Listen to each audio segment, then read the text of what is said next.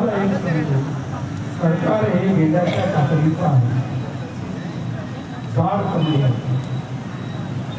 आपल्याला पुढच्या महिन्यामध्ये नाशिक विभागामध्ये नाशिक लोकांचं एक आंदोलन ठेवलेलं आहे, अमरावती विभागामध्ये तिकडचं एक आंदोलन ठेवलेलं आहे. आता हे 2-4 आंदोलन झाल्यानंतर तुम्हाला सगळ्यांना घेऊन एकदा मंत्रालयासमोर बसलं पाहिजे. मुख्यमंत्र्यांचं आणि महाराष्ट्र राज्य मंत्रिमंडळ हल्ल्याशिवाय आपल्याला ते काही देणार नाही अशी माझी भावना. मुख्यमंत्री टरबुजाचा करायचा का?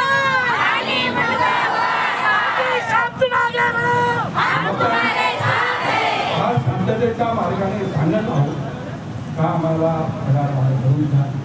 लक्षद्वीप राज्य आहे, पांडिचेरी राज्य आहे, केरळ आहे, तामिळनाडू आहे, 9.5 ते 10,000 रुपये पगार दिले जातो.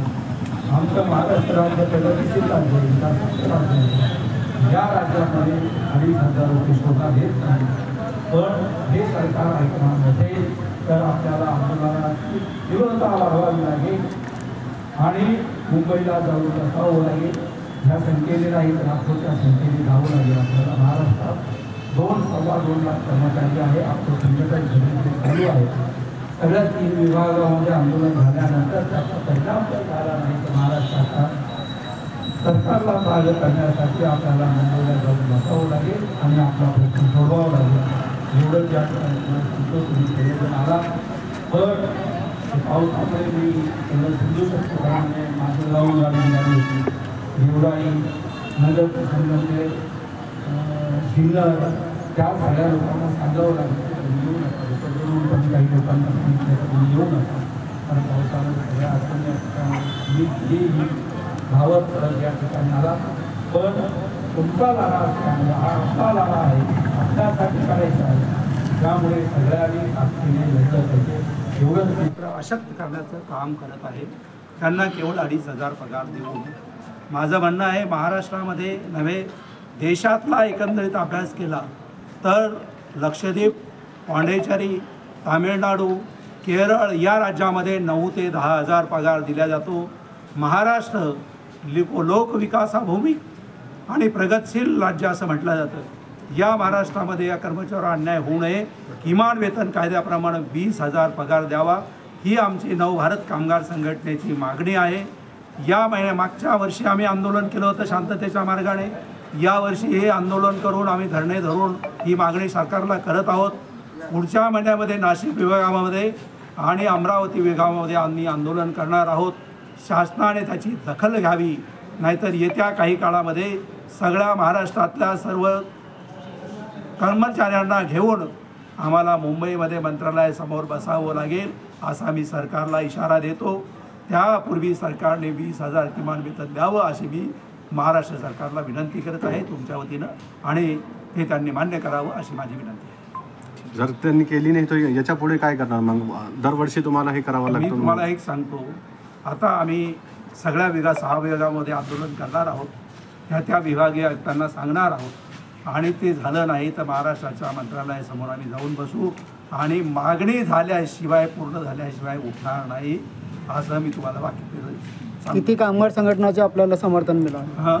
समर्थन किती लोकांनी दिलं तुम्हाला? जे बाकीचे जे कामगार आहेत तुम्हाला एक सांगतो मी, आज तुम्हाला अजून दिसला असता मोठा कार्यक्रम इथे मराठवाड्यामध्ये, पण पावसामुळे जरा थोडंसं आम्हाला आंदोलन थोडं आवर्त घ्यावं लागलं. त्यामुळे नाहीतर या ठिकाणी 5 ते 10,000 लोक आली असती. एवढी परिस्थिती कठीण आहे. कामगारांवर अन्याय होत आहे. महाराष्ट्रामध्ये सगळ्या कर्मचाऱ्यांचा नवभारत कामगार संघटनेला पाठिंबा आहे. पगारवाढीबद्दल आम्ही आमचा प्रस्ताव, तुमचं निवेदन हे महाराष्ट्र सरकारकडे पाठवू, महाराष्ट्राच्या मुख्यमंत्र्याकडे पाठवू आणि त्याबद्दल काय करता येईल आम्ही त्वरित त्याची काळजी घेऊ असं शब्द दिलेला आहे. हा फक्त विभागीय आयुक्ताचाच प्रश्न नाही आहे, कारण हा 6 विभागामधला प्रश्न आहे. त्यामुळे हे मुख्यमंत्र्यांच्या अखत्यारीत येतो, सरकारच्या अखत्यारीमध्ये येतो. त्यामुळे सरकारला त्यांनी निवेदन पाठवण्याचं आश्वासन दिलेलं आहे आणि या गोष्टीकडे गांभीर्यपूर्वक विचार करण्यासाठी आम्ही मुख्यमंत्र्यांना सांगू असा शब्द दिलेला आहे. ठीक आहे. आणि तशी आता मला शाळेमध्ये खिचडीमधून काढून टाकलं. मी करत असले तर म्हणतात तुम्ही नको खराब करते असे म्हणता. माझं छोट्या करून सळ्या करून घेतल्या तुम्ही चांगली शिजवता म्हणून. आम्ही शिजायला लागले ते शाळेचे प्रूफ लावून घेऊ म्हणत. अध्यक्ष आहे सगळे गावातले हेडमास्तर असे म्हणता मी पहिल्यापासून नदीत पुरातून काड्या आणून शिजवलं, वरतून पाऊस पडे तरी मी छत्री घेऊन खिचडी केली.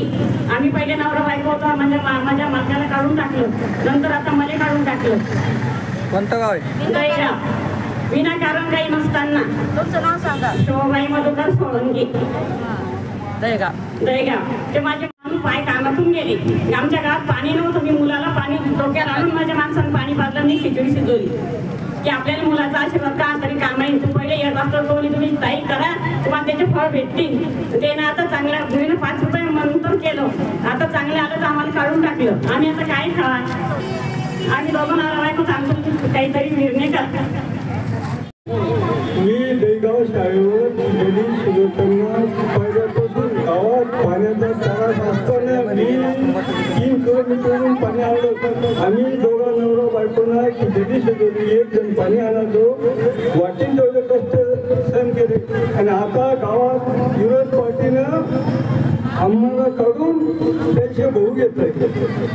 त्यामुळे आमची आज 60 ते 65 वर्षाची वय असताना आम्ही काय करावे, काय फार कसं राहावे याच्यावर लक्षपूर्वक काम करून आम्हाला कामावर घ्यासाठी यायला पाहिजे. नाहीतर आम्हाला आत्महत्याशिवाय पर्याय नाही.